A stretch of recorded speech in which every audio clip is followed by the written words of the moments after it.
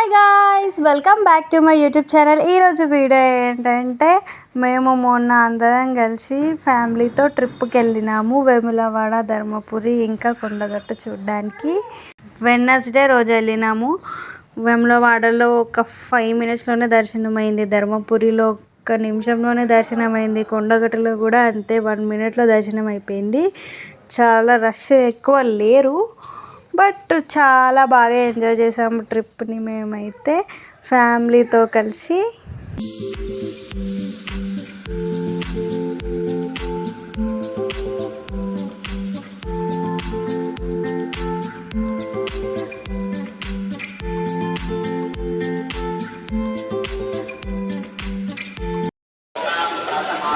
చూడే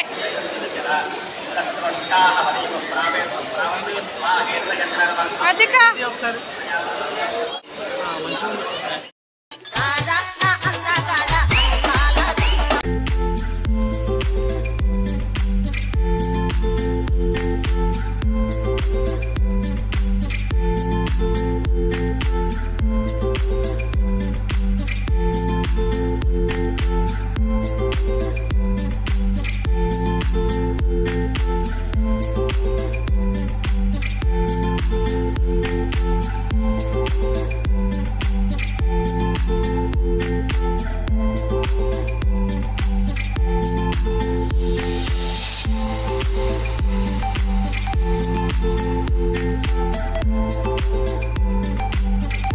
వేములవాడలో దర్శనం అయిపోయిన తర్వాత ధర్మపురి వెళ్ళినాము.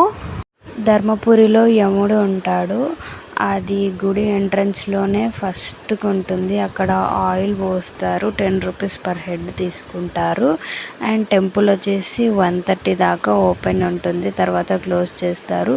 దర్శనం అయిపోయి దిగేటప్పుడు సైడ్కి 12 o'clock అలా అన్నదానం టికెట్స్ ఇస్తారు, అక్కడ భోజనాలు పెడతారు ఎవ్రీడే.